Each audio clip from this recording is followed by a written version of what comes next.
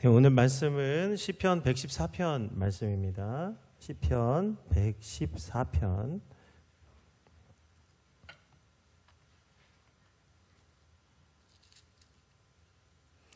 예, 우리 말씀을 찾으신 줄 알고 우리 한 절씩 교도하도록 하겠습니다. 이스라엘이 애굽에서 나오며 야곱의 집안이 언어가 다른 민족에게서 나올 때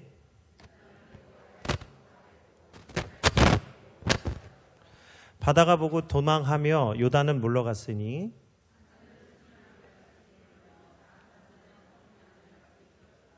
바다야 내가 도망하면 어찌함이며 요단아 내가 물러가면 어찌함인가.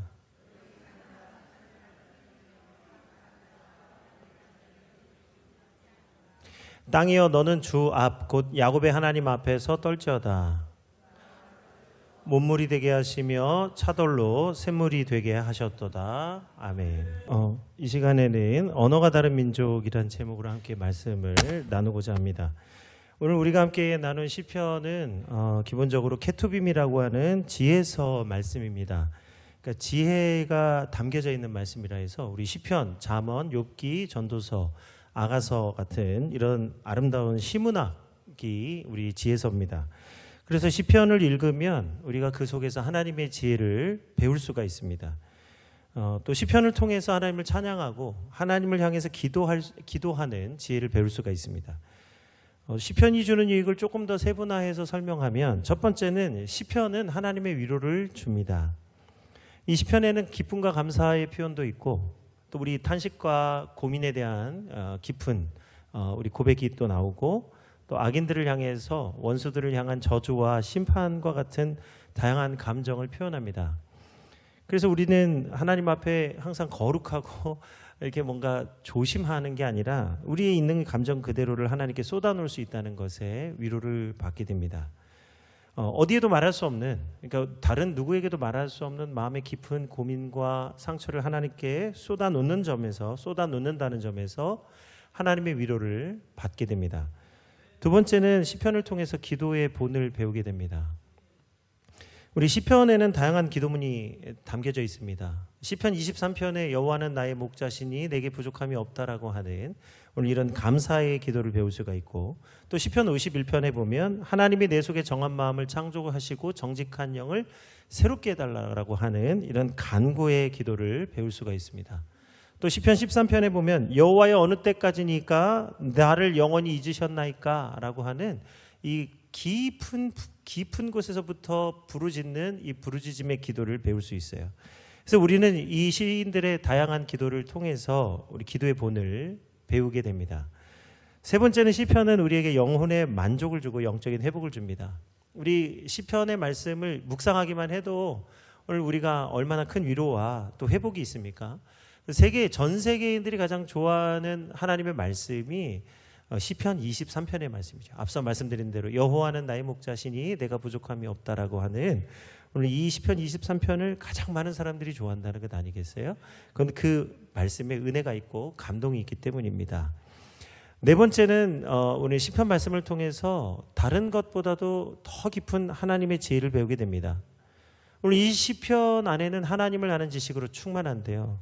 이거는 단순히 하나님이 자신을 알려주신 것보다 우리가 하나님을 알아가는 그 기쁨과 감사가 담겨져 있으므로 우리가 몰랐던 것을 알아갈 때 큰 기쁨을 누리듯이 시편 안에는 하나님을 알아가는 시편 기자의 기쁨이 지식이 고백되어 있습니다. 그래서 단순히 시편은 정보가 아니에요. 하나님에 대한 지식이 정보가 아니라 시인의 감정과 생각과 깨달음이 함축되어져 있는 다양한 은유와 비유가 섞여져 있는 우리 말씀입니다. 그래서 그 어느 말씀보다 훨씬 많은 하나님의 지혜를 배우게 됩니다. 오늘 우리가 읽은 시편 114편은 113편과 함께 6월절 식탁 밥 먹기 전에 우리 하나님께 불렀던 시편이에요. 이게 찬송인데 저도 이 찬송이 어떻게 불렀는지 정말 너무 궁금합니다. 이거 도대체 어떻게 불렀을까 이 노래를 알기를 원하는데 이제 하나님 나라 가면 알겠죠. 지금은 저희가 알 길이 없지만 예수님도 제자들과 6월절 최후의 만찬을 나누실 때 식사 전에 이 시편을 부르셨다는 것 아닙니까? 시편 113편은 해 뜨는 데부터 해 지는 데까지, 우리 그 찬송도 있잖아요. 해 뜨는 데부터 해 지는 데까지. 바로 그 시편 113편이 바로 그 찬양인데, 우리가 언제 어디서나 하나님을 찬양하라고 하는 것이 시편 113편이라고 한다면, 오늘 우리가 읽었던 시편 114편은 하나님이 출애굽하여서 이스라엘 백성 구원해 주신 그 은혜를 찬양하는 시편입니다. 그냥 이스라엘 민족을 건져내 주신 게 아니라 하나님의 온 우주 만물을 다 동원하셔서 이스라엘 백성들을 구원하신 거예요. 그래서 출애굽기 8장, 9장, 10장에 가보면 12장까지 가보면 하나님이 10가지 재앙을, 애굽의 10가지 재앙을 내리셔서 심판을 하시는데 온 그 자연과 온 그 하나님 만물을 동원해서 이스라엘 백성들을 건져내 주신 것을 알 수가 있습니다. 그런데 오늘 시편 114편을 읽어보면 단순히 그러니까 정보만 전달하는 게 아니에요. 마치 그때 그 사건이, 그 이스라엘 백성들이 애굽에서 나올 때에 일어났던 사건이 마침 지금 살아서 움직이는 것처럼 생명력 있게 꿈틀거리는 이 말씀이 살아 역사하는 것을 느낄 수가 있어요. 그건 뭐냐? 오늘 시에는 시적 허용이 있기 때문이에요. 오늘 이 유다와 이스라엘 백성은 사람의 이름인데 오늘 말씀해 보면 장소의 개념인 성소와 영토가 되었다고 말합니다. 또 바다와 요단강은 마치 사람같이 물러가고 도망갔다고 표현하고 있어요. 그리고 산들과 작은 산들이 순양과 어린 양들같이 뛰논다고 말씀하고 있습니다. 그래서 하나님이 행하신 일이 지금도 우리가 마치 보고 있는 것처럼, 살아서 역사하는 것처럼 생생히 느낄 수 있도록 표현하는 것, 바로 그것이 시문학만이 가질 수 있는 오늘 표현들이죠. 문학적으로는, 그러니까 문법적으로는 틀린 말이에요. 어떻게 사람이 성소가 될 수 있습니까? 그러나 시는 가능하죠. 그런데 오늘 그 중에서도 오늘 특별히 시편 114편에 유독 눈에 띄는 메타포가 보입니다. 은유, 이게 함축적인 의미가 담긴 구절이 있는데 그게 바로 1절의 말씀이에요. 우리 시편 114편 1절을 함께 읽겠습니다. 이스라엘이 애굽에서 나오며 야곱의 집안이 언어가 다른 민족에게서 나올 때, 여기 이스라엘이 애굽에 나올 때 그 나올 때에 그 무엇으로 나오냐? 언어가 다른 민족 가운데 나왔다는 거예요. 오늘 이건 정보가 아니라고 말씀드렸죠. 이거는 굉장히 중요한 의미가 담겨져 있는데 오늘 시인이 표현한 언어가 다르다라고 하는 말은 두 가지 깊은 의미가 있습니다. 첫 번째는 그들이 사용하는 말이 달랐다는 것이고, 또한 그들이 사용하는 그 말로 그 말을 사용하는 방법이 달랐다는 뜻이에요. 오늘 창세기 11장에 보면 온 땅에 구음이 하나고 언어가 하나였었습니다. 그때에 노아의 후손들이 이제 그 흩어져 사는데 그들이 시날 평지에 다시 모여서 한 가지 일을 꾸밉니다. 그때 언어가 하나요, 소리가 하나일 때 꾸몄던 일이 뭐냐? 하늘에 닿는 탑을 쌓았다는 거예요. 그 탑의 이름은 바벨탑인데 그 바벨이라 하는 이름의 뜻은 신의 문이라는 뜻입니다. 언어가 같고 말이 통하는 사람들끼리 모여서 한 일이 뭐냐? 하나님을 대적하는 일을 했다는 거예요. 그래서 하나님을 대적하고 우리들의 이름을 내자 해서 세운 탑이 신의 문이라는 바벨입니다. 하나님처럼 되고 싶었는데 하나님이 이 일을 막기 위해서 오늘 사람들의 언어를 혼잡하게 하고 온 세계에 흩으셨어요. 오늘 우리가 피부색이 다르거나 우리가 문화가 다르다고 해서 우리 다른 민족이 아닙니다. 우리가 언어가 달라져서 각기 민족이 된 거예요. 그러나 원래 우리의 원뿌리는 하나님의 백성입니다. 그런데 하나님을 대적하는 이 무리가 하나님의 심판을 받아서 이제 언어가 혼잡해져서 이제 바벨이라는 뜻은 혼잡하게 하다, 무질서하다라는 뜻이 되었어요. 사람들이 서로 다른 언어를 사용하게 된 것은 하나님을 대적했기 때문입니다. 창세기 11장 6절에서 9절의 말씀입니다. 여호와께서 이르시되 이 무리가 한 족속이요 언어도 하나이므로 이같이 시작하였으니 이후로는 그 하고자 하는 일을 막을 수 없으리로다. 자, 우리가 내려가서 거기서 그들의 언어를 혼잡하게 하여 그들이 서로 알아듣지 못하게 하자 하시고 여호와께서 거기서 그들을 온 지면에 흩으셨으므로 그들이 그 도시를 건설하기를 그쳤더라. 그러므로 그 이름을 바벨이라 하니 이는 여호와께서 거기서 온 땅의 언어를 혼잡하게 하셨음이니라. 여호와께서 거기서 그들을 온 지면에 흩으셨더라. 아멘.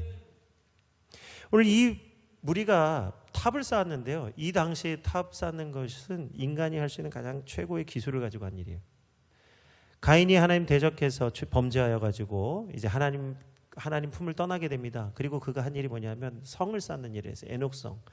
그래서 최초의 도시는 하나님께 심판을 받아서 스스로 보호하기 위해서 만든 것이 최초의 도시입니다. 우리 창민교회가 도시사역을 하려고 하는 우리 목회 방향성의 두 번째가 도시 선교죠.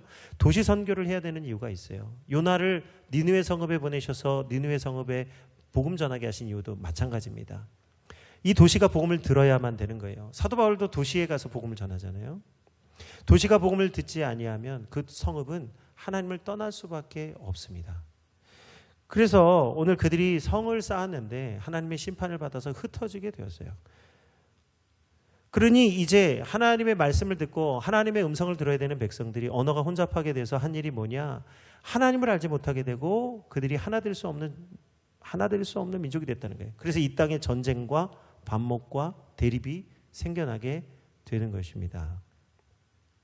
그런데 그 가운데서 하나님이 수많은 사람들이 있었어요. 그들이 다 언어와 생각이 달라서 각자 언어가 맞고 생각이 맞는 사람들끼리 흩어지게 됩니다. 그런데 그 수많은 민족 가운데 유독 한 사람 아브라함을 주목하셨어요. 하나님이 아브라함을 불러주셨죠. 하나님이 아브라함을 불러주신 이유는 아브라함이 하나님의 말씀을, 하나님의 소리를 들을 수 있었다는 거예요. 수많은 사람들이 언어가 혼잡해지고 하나님의 음성을 듣지 못할 때, 그때에 그 많은 사람 가운데 오직 한 사람 아브라함이 하나님의 소리를, 하나님의 음성을 들을 수 있었다는 거예요. 그래서 하나님이 아브라함에게 말씀하십니다. 오늘 중요한 사실은 뭐예요? 우리가 수많은 언어와 민족과 백성과 방언을 사용하지만 그 가운데에 하나님의 소리를 들을 수 있어야 된다. 하나님의 소리를 들을 수 있는 사람만이 하나님의 말씀을 알 수가 있습니다. 우리 권오중이라고 하는 그 배우가 있습니다. 제가 좋아하는 배우 중에 한 분인데 요즘 예수님 믿고 아주 복음 사명 감당하느라고 정신이 없어요. 아주 그냥 독실한 기독교인이 되었는데 원래 기독교인이 아니었어요. 근데 이제 제가 알기로 아내가 신앙생활 하셨다고 들은 것 같은데 어쨌든 전도가 돼가지고 이제 예수님 만나게 됐는데 놀라운 고백을 하는 거예요. 우리 다 하나님 음성, 이제 그분의 간증인데요. 우리 다 하나님 음성 듣기를 원하시죠. 하나님 음성을 듣기를 원하지만 우리가 들을 수가 없습니다. 회개하기 전까지는 하나님의 음성을 들을 수가 없는 거예요. 이 권오중 씨도 예수님이 살아계시고 하나님 말씀하신다는 소리를 듣고 하나님 음성을 듣기를 원했는데 안 들리더라는 거예요. 그런데 드디어 하나님 음성이 들리기 시작하는데 언제 들렸느냐? 회개하고 난 뒤에, 회개 역사가 일어나고 난 뒤에 하나님 음성이 들리기 시작하더라는 거예요. 그래서 그전에는 아무리 말씀을 듣고 읽어도 느껴지지 않던 하나님의 소리가 회개의 심령을 가지고 회개하고 났더니 하나님의 소리가 들리기 시작하더라는 거예요. 그래서 하나님이 뭐라고 말씀하셨냐? 그랬더니 오중아, 이름이 오중입니다. 발음 잘 하셔야 돼요. 오중아, 내가 너를 사랑한다. 너는 내 아들이다. 이 음성을 들었다는 거예요. 이 음성을 듣고 났더니 하나님의 말씀을 읽을 때마다 이게 내게 주시는 말씀이에요. 왜? 아들이잖아요. 내 사랑하는 아들이라 하니까. 오늘도 일부 예배 드리고 한 성도님이 인자가 무슨 뜻이냐? 하나님이 택하신 자, 하나님이 선택하신 자, 하나님이 부르신 자를 인자라고 부르는 거예요. 물론 예수님도 인자가 되시지만 사람의 아들로 오셨기 때문에 인자라고 하지만 우리가 사람으로 태어났지만 하나님의 영, 하나님의 형상으로 지음을 받았기 때문에 우리는 다 하나님의 자녀들이 된 줄로 믿습니다. 그 사람들을 인자라고 부르는 거예요. 하나님의 음성을 듣는 자만이 인자가 되는 겁니다. 오늘 하나님은 아브라함과 이삭과 야곱의 하나님이 되어주셨어요. 그로 큰 민족을 이루게 하시고 이제 이스라엘 민족이 애굽에서 내려가 430년 동안 종살이를 하게 됩니다. 그때에 이스라엘은 애굽에 살면서 그들의 언어와 그들의 문화에 굉장히 익숙해지게 돼요. 얼마나 익숙해졌냐 하면 이스라엘 백성들이 출애굽해서 광야에 40년 동안 있는 동안에 애굽에 살던 때를 매일같이 그리워했습니다. 우리가 애굽에 있을 때 먹었던 마늘과 부추와 고기와 생선을 그리워하노라. 우리가 애굽에 있었던 때가 좋았는데 왜 우리를 광야에 데려와서 이렇게 어렵게 하느냐라고 할 만큼 이스라엘 백성들은 애굽의 문화와 언어에 매우 익숙했던 사람들이에요.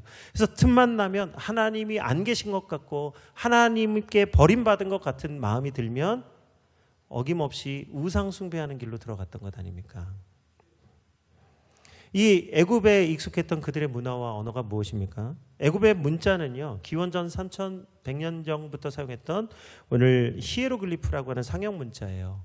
우리 좀 관심 있는 분들은 뭐 아이들 만화에도 나옵니다만 그 이집트 왕자라는 만화에 보면 그 문자가 이렇게 나와요. 그 만화로 표현되는데 그 문자가 막 살아서 움직이는 이렇게 막 그런 이제 글자가 되는데 그게 뭐냐면 거기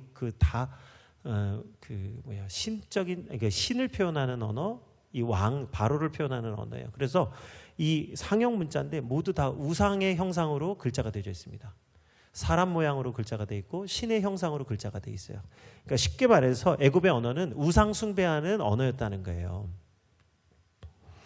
그래서 종교적 언어요, 왕권적 성격을 가진 언어라서 이게 우상 숭배할 때 쓰던 언어였다는 거예요. 그래서 모세와 이스라엘 백성도 이 애굽의 언어에 익숙해져 있었는데 하나님이 모세를 그들 가운데서 건져내셔서 물에서 건져내었다.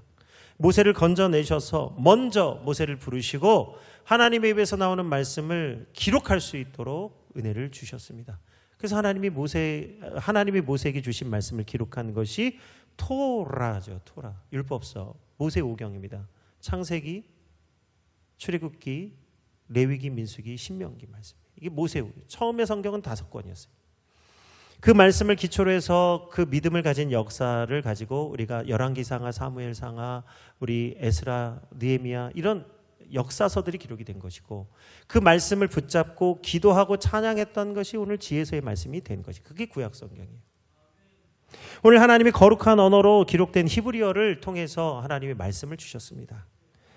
그래서 모세는 하나님 입에서 나오는 말씀을 직접 받아 적은 말씀이 오늘 성경 말씀 히브리어로 기록된 말씀이라는 거예요. 그래서 하나님이 주신 말씀 오늘 성경을요 히브리인들은 거룩한 언어라고 이 언어를 귀하게 여겼습니다.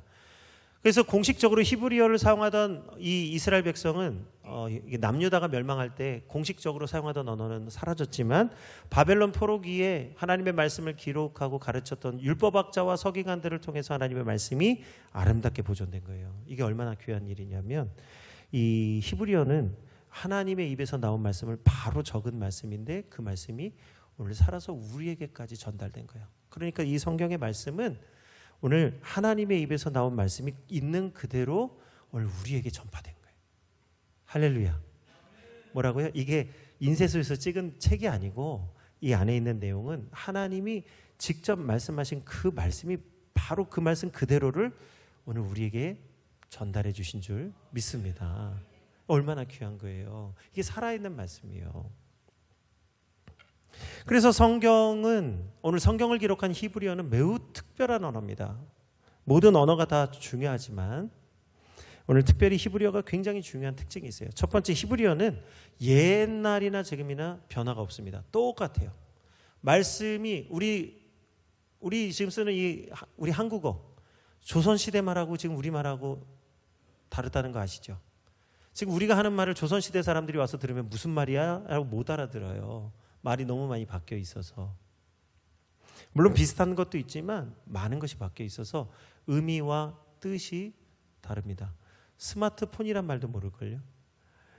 그러니까 근데 놀라운 것은 히브리어는 그때나 지금이나 단어가 변함이 없다는 거예요. 왜 그러느냐?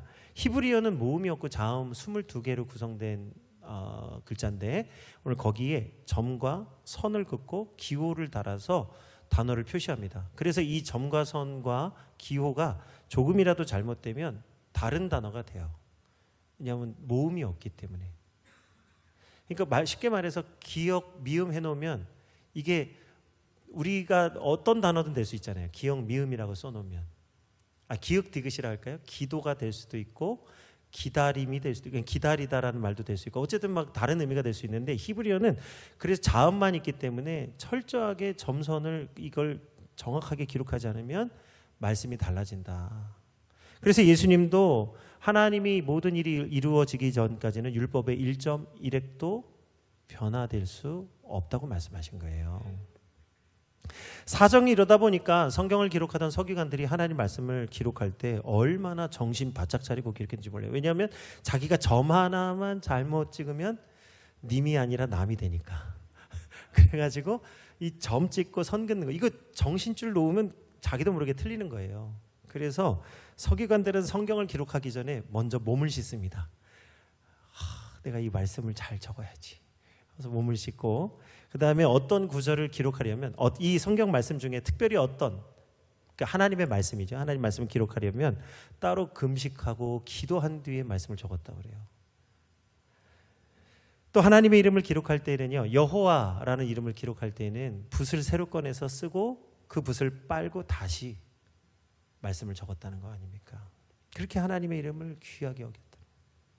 그리고 성경을 기록할 때는요, 그날 성경을 기록할 때 몇 줄을, 몇 자를 적을 건지를 먼저 철저하게 생각하고 기록했다는 거예요.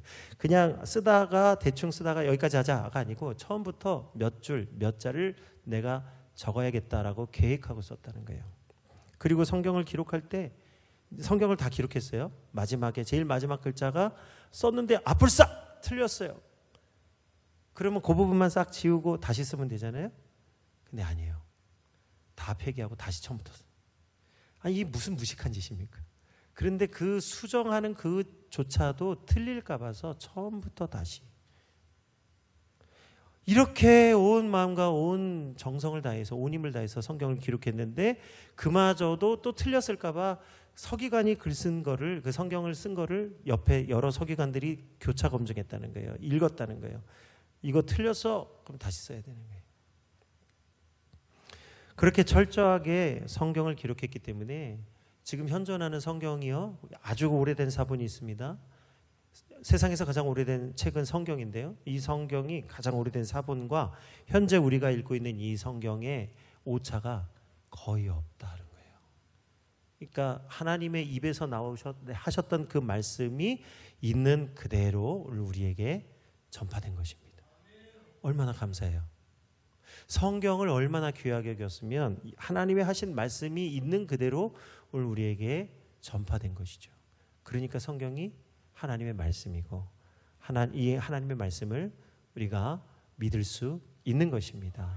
진리. 오늘 우리가 성경의 역사를 알게 되면 하나님이 왜 이스라엘 백성들에게 말씀을 주셨는지 알 수가 있습니다. 왜 하나님이 이스라엘 백성들에게 이 말씀을 맡을 책임을 주셨을까요? 하나님이 이스라엘 백성들에게 말씀을 보존하게 하셨잖아요. 그리고 그것이 오늘 우리에게 전파되게 하셨는데 왜 하나님이 이스라엘 백성들에게 이 말씀을 주셨을까? 그 이유를 에스겔서에서 정확하게 설명하고 있습니다. 우리 에스겔 3장 3절에서 5절의 말씀 함께 읽겠습니다. 내게 이르시되 인자야, 내가 내게 주는 이 두루마기를 내 배에 넣으며 내 창자에 채우라 하시기에 내가 먹으니 그것이 내 입에서 달기가 꿀 같더라. 그가 또 내게 이르시되 인자야, 이스라엘 족속에게 가서 내 말로 그들에게 고하라. 너를 언어가 다르거나 말이 어려운 백성에게 보내는 것이 아니요 이스라엘 족속에게 보내는 것이라. 아멘. 하나님이 하나님의 말씀을 이스라엘 백성들에게 주셨다는, 하나님의 언어를 하나님의 백성에게 주셔서 어려운 말, 어려운 언어로 하지 아니하고 알아들을 수 있는 말, 곧 아브라함, 하나님의 음성을 들었던 그 아브라함의 후손들에게 그들의 언어로 말씀을 주신 줄로 믿습니다. 근데 그 말씀을 주신 이유가 뭐냐? 거기까지만 있으면 이스라엘 백성만 말씀을 맡을 책임이 있겠지만 이제는 하나님이 언어가 다르거나 말이 어려운 백성이 아닌 이스라엘 백성들에게 하나님의 말씀을 주신 이유는 이스라엘로부터 시작된 이 하나님의 말씀이 온 세계와 열방을 향해서 성령님이 말씀하실 거룩한 말씀이 되게 하신 줄 믿습니다. 그 말씀이 오늘 사도행전 2장에 기록되어져 있는 거예요. 우리 사도행전 2장 1절에서 11절의 말씀, 그들의 언어로 기록된 말씀이 오늘 우리에게 오기까지 하나님이 어떻게 역사하셨는지 우리 함께 보겠습니다. 오순절날이 이미 이름에 그들이 다 같이 한 곳에 모였더니 호련히 하늘로부터 급하고 강한 바람소리 같은 소리가 있어 그들이 앉은 온 집에 가득하며 마치 불의 혀처럼 갈라지는 것들이 그들에게 보여 각 사람 위에 하나씩 임하여 있더니 그들이 다 성령의 충만함을 받고 성령이 말하게 하심을 따라 다른 언어들로 말하기를 시작하니라.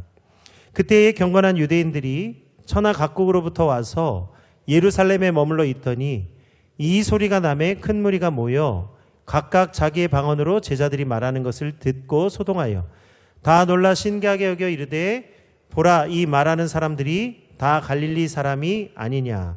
우리 각 사람이 난 곳 방언으로 듣게 되는 것이 어찌 됨이냐. 우리는 바데인과 메데인과 엘람인과 또 메소보다미아, 유대와 갑바도기아, 본도와 아시와 부르기아와 밤빌리아, 애국과 및 구레네에 가까운 리비아 여러 지방에 사는 사람들과 로마로부터 온 나그네 곧 유대인과 유대교에 들어온 사람들과 그레데인과 아라비아인들이라. 우리가 다 우리의 각 언어로 하나님의 큰 일을 말함을 듣는도다 하고.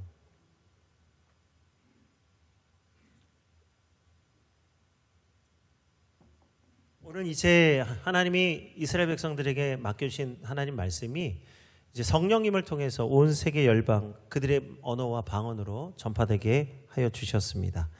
이제 예수 그리스도로 말미암아 우리 가운데 역사하시는 성령님이 하나님의 말씀을 온 세계에 전파할 수 있는 능력을 우리에게 주신 줄 믿습니다. 그래서 놀라운 건 뭐냐면요, 성경의 언어 가운데 특징이 또 하나가 있는데 뭐냐면 성경의 동사는요 상동사라는 거예요. 상동사라는 말이 좀 이해가 안 되실 수 있는데 이렇게 쉽게 말하면 하나님이 하신 일과 하고 계신 일과 앞으로 하실 일에 대해서 기록되어 있는 말씀이라는 거예요. 오직 성경은 뭐라고요? 하나님이 하신 일과 하나님이 지금 하고 계신 일과 앞으로 행하실 일을 기록된 말씀이다. 그래서 하나님이 우리에게 이루어지신 일과 앞으로 우리에게 이루어지실 일을 우리에게 말씀해 주신 줄 믿습니다. 성경이 그래서 창세기부터 요한계시록까지 오로지 누구에게 말씀하고 계시냐? 우리에게 말씀하고 계신 거예요. 내가 너희에게 이렇게 행하였다. 앞으로 내가 너희에게 이렇게 행할 것이다. 그리고 우리가 성경을 읽으면 하나님이 하시는 일을 알게 되는 거예요. 할렐루야. 하나님을 알기를 원하신다면 뭐 해야 되겠어요? 말씀을 읽어야 되죠. 우리가 하나님을 아는 지식이 어디 있어요? 말씀이 있어요. 왜냐하면 하나님이 친히 자신을 말씀해 주셨기 때문이죠. 그래서 하나님의 말씀을 우리 언어로 우리 입술로 전하면 하나님의 이름을 높이고 하나님을 찬양하게 되는 것입니다. 그래서 우리가 우리 입술로 할 수 있는 가장 아름답고 귀한 일이 뭐냐면 우리 입술로 할 수 있는 가장 아름다운 것은 복음을 전하는 거예요. 우리 성도들을 복음으로 위로하는 거예요. 하나님의 말씀으로 위로하는 거예요. 우리가 말씀으로 하나님 앞에 기도하는 거예요. 그 아름다운 그 언어가 오늘 바로 우리가 읽은 시편의 말씀이라는 거죠. 그리고 성경에는 이 마지막 때가 되면 각 나라와 족속과 민족과 백성, 언어와 방언에서 아무라도 능히 셀 수 없는 큰 무리가 보좌 앞과 어린 양 앞에 서서 하는 일이 있는데 이제 마지막 최후의 심판이 임하면 우리가 모든 민족이 하는 일이 한 가지가 있는데 그게 뭐냐면 그들의 언어와 그들의 입술로 하나님과 어린 양 예수 그리스도를 찬양하게 되는 것입니다. 이건 이제 앞으로 할 일이에요. 그럼 지금 우리는 뭐 하는 거냐면 성령이 우리에게 능력 주신 대로 하나님의 복음을, 예수님의 복음을 땅끝까지 전하는 거죠. 지금 진행되는 건 뭐예요? 복음을 전하는 거예요. 앞으로 되어질 일은 뭐예요? 이 하나님이 전한 우리에게 주신 말씀을 가지고 하나님을 찬양하게 된다. 그게 이제 요한계시록에 기록되어 있는 능히 아무라도 배울 수 없는 찬송을 부르는 14만 4천과 또 능히 아무라도 셀 수 없는 허다한 무리가 주 예수 그리스도 앞에 서서 찬양하는 일이 된다는 거예요. 그래서 우리가 이단들은 14만 4천에 매달리지만 우리는 14만 4천에 매달리지 않습니다. 그 희한하게 그 영적인 열등감을 자극을 해가지고 24장로 또 그리고 또 그 밑에 14만 4천 그리고 허다한 무리가 있는데 꼭 그 안에 들어가려고 신천지 꼭 그 사람의 그 교묘한 심리를 이용해서 이 우상으로 끌고 가는 일들을 하는 거예요. 그러나 하나님을 진실하게 알면요 절대로 하나님의 영광을 하나님의 이름을 우상에게 돌리지 않습니다. 오늘 우리 성도님들은 주님이 행하실 일을 분명히 알고 하나님을 찬양하는 성도들 되시기를 주 이름으로 축원드립니다. 그러므로 이제 앞으로 되어질 일이 무엇입니까? 요한계시록 7장 9절에서 12절의 말씀인데요. 우리 이 말씀을 함께 선포하고 우리 함께 찬양하도록 하겠습니다. 이 일 후에 내가 보니 각 나라와 족속과 백성과 방언에서 아무도 능히 셀 수 없는 큰 무리가 나와 흰옷을 입고 손에 종려가지를 들고 보좌 앞과 어린 양 앞에 서서 큰 소리로 외쳐 이르되 구원하심이 보좌에 앉으신 우리 하나님과 어린 양에게 있도다 하니 모든 천사가 보좌와 장로들과 네 생물의 주위에 서 있다가 보좌 앞에 엎드려 얼굴을 대고 하나님께 경배하여 이르되 아멘. 찬송과 영광과 지혜와 감사와 존귀와 권능과 힘이 우리 하나님께 세세토록 있을지어다. 아멘 하더라. 아멘. 이 시간 우리 이제 보좌 앞에서 부를 찬양이지만 이제 이 시간 먼저 하나님께 찬양합니다. 우리 보좌 앞에 모였네.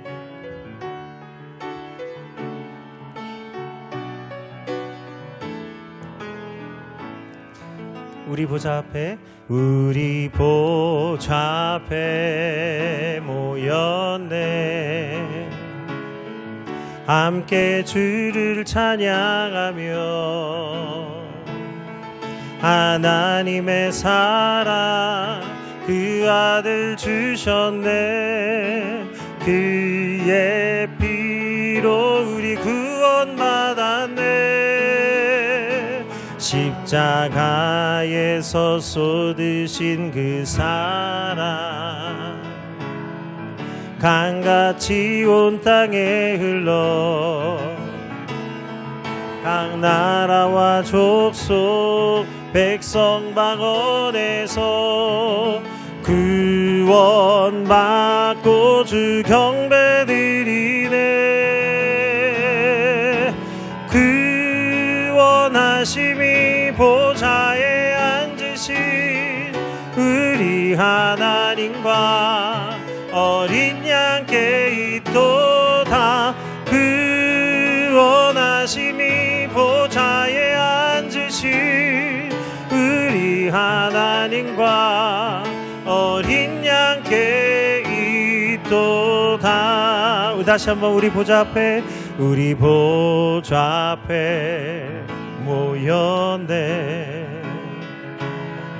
함께 주를 찬양하며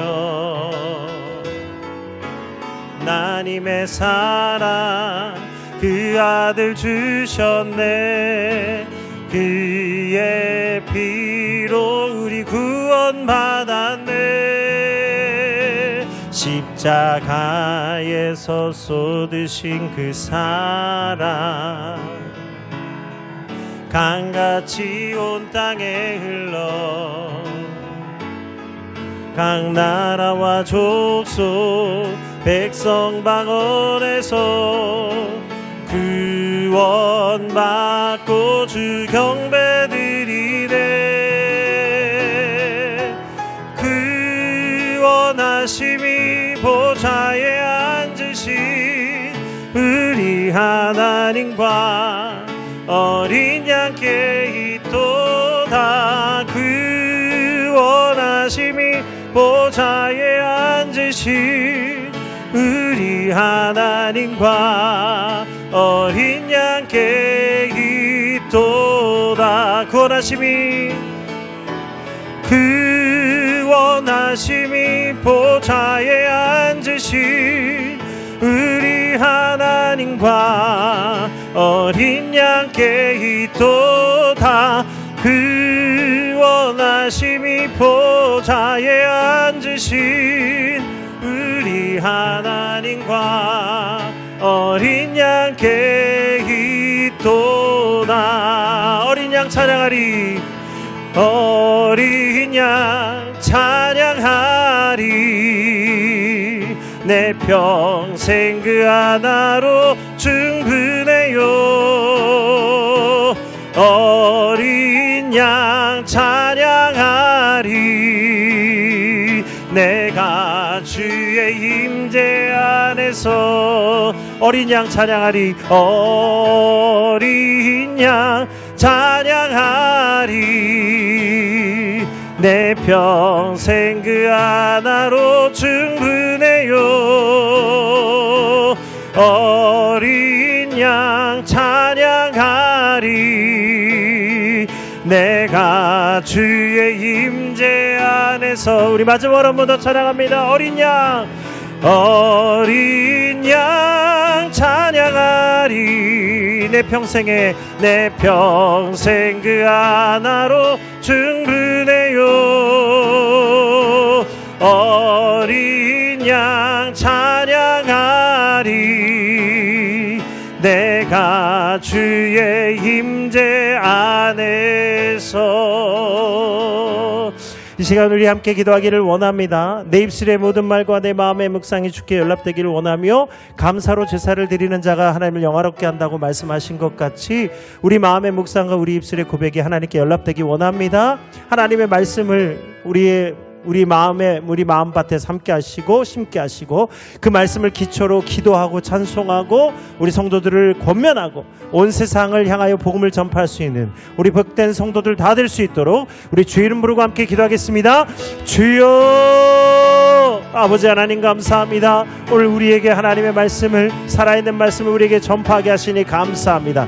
하나님의 입에서 나온 그 이 말씀을 있는 그대로 오늘 우리가 우리 귀에 듣고 우리 마음판에 새기며 우리 눈으로 읽게 하시니 감사드리고 1.1핵도 변하지 않고 우리에게 있는 그대로 전파된 이 말씀을 귀하고 감사히 여기게 하여 주옵소서.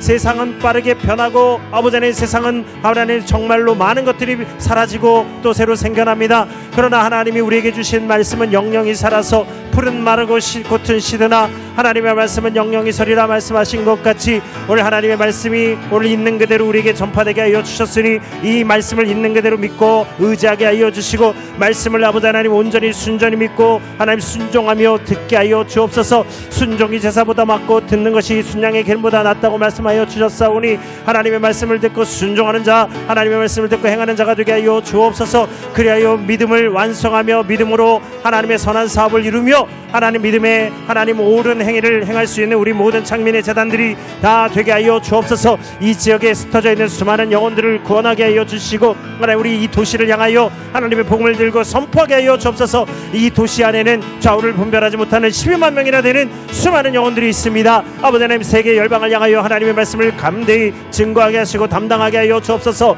찬송을 부르는 자의 입술이 하나님 등에 아무라도 배울 수 없는 아름다운 언어로 하나님 찬양하게 하시고 기도하는 자는 아버지 하나님 신령한 언어와 하나님의 말씀으로 기도하게 하여 주옵시고 말씀을 믿고 전하는 자는 하나님의 말씀의 기쁨의 샘에서 물을 기르게 하여 주옵소서. 이 모든 일을 하나님 안에서, 주님 안에서, 어린 양 예수 그리스도 안에서 아름다운 일을 감당할 수 있는 우리 모든 성도들이 다 되게 하여 주옵소서. 천하 만민 가운데 구원을 받을 만한 다른 이름을 우리에게 주신 일이 없습니다. 그 이름만 높여드립니다. 사랑해 주님 감사합니다. 오직 어린 양 예수 그리스도를 찬양하며 그분 한 분만으로 만족할 수 있는 우리 모든 성도들이 되게 하여 주옵소서.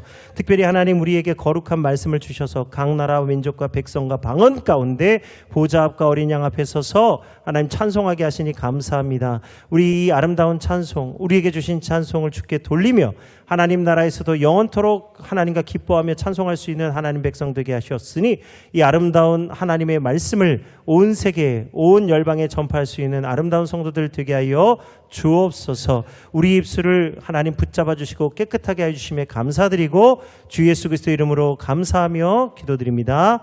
아멘.